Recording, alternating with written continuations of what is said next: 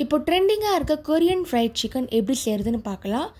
Korean chicken ஸ்வீட்டாகவும் இருக்கும், கொஞ்சம் காரமாகவும் இருக்கும்.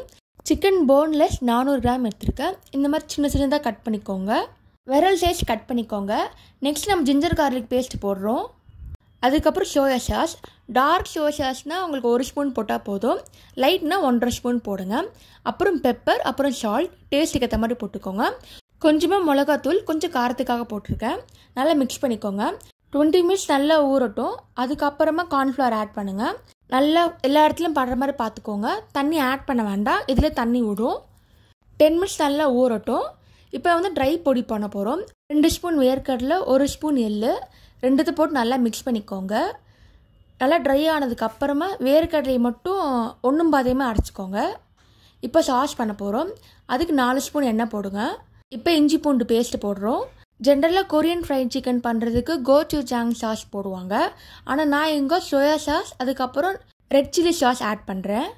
சோயா சாஸ் 1.5 ஸ்பூன் போடுங்க. ரெட் சில்லி சாஸ் 3 ஸ்பூன் போடுங்க. நெக்ஸ்ட்டு நம்ம ஹனி 2 ஸ்பூன் போடுறோம். ஹனி இல்லைன்னா நீங்கள் சக்கரை கூட நீங்கள் ஆட் பண்ணிக்கலாம்.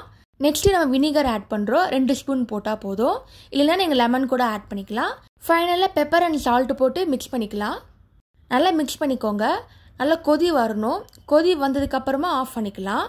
இது நீங்கள் டிப்பிங் சாஸாக கூட யூஸ் பண்ணிக்கலாம், நல்லாயிருக்கும். டம்ப்ளிங் மோமோ கூட நல்லாயிருக்கும் இந்த சாஸு. இப்போ நல்லா கொதி வந்துருச்சு. இப்போ ஆஃப் பண்ணி தனியாக வச்சுக்கலாம். இப்போ நம்ம நெக்ஸ்ட் சிக்கனை ஃப்ரை பண்ண போகிறோம். இப்போ சிக்கன் ஃப்ரை பார்த்தீங்கன்னா ஃபஸ்ட்டு மீடியமில் ஃப்ரை பண்ணணும், அதுக்கப்புறமா டீப் ஃப்ரை பண்ணுங்கள். அப்போ தான் உங்களுக்கு கிறிஸ்பாக கிடைக்கும். ஈவன் நீங்கள் இண்டக்ஷனில் பண்ணுறதா இருந்தால் டெம்பரேச்சரை முதல்ல கம்மி பண்ணி ஃப்ரை பண்ணுங்கள், அதுக்கப்புறம் இன்க்ரீஸ் பண்ணி ஃப்ரை பண்ணுங்கள். அப்போ உங்களுக்கு கிறிஸ்பாக கிடைக்கும். இப்போ ஒன்று ஆட் பண்ணலாம். தனித்தனியாக ஆட் பண்ணுங்கள், அப்போ தான் ஒட்டாமல் வரும். இப்போ நல்லா கலக்குங்க, அப்போ தான் 2 சைடும் வேகும். இந்த மாதிரி பொன்னிறமாக வந்ததுக்கப்புறமா எடுத்துடலாம். இப்போ எடுத்துகிட்டு நல்லா டிஷ்யூ பேப்பர் மேலே வைங்க, அப்போ தான் எண்ணெய் அப்சர்வ் ஆகும். இந்த மாதிரி ஒன்று ஆட் பண்ணிக்கோங்க. இப்போ ஃபுல்லாக ஃப்ரை பண்ணியாச்சு. இப்போ ஃபைனலாக நம்ம சாஸ் ரெடி பண்ணுவோங்களே, அதில் ஆட் பண்ணால் போதும். நல்லா கோட்டிங் மாதிரி மிக்ஸ் பண்ணுங்கள். இப்போ நல்லா மிக்ஸ் பண்ணதுக்கப்புறமா நம்ம அரைச்ச வேர்க்கடலையும் எள்ளு பொடியும் ஆட் பண்ணுங்கள்.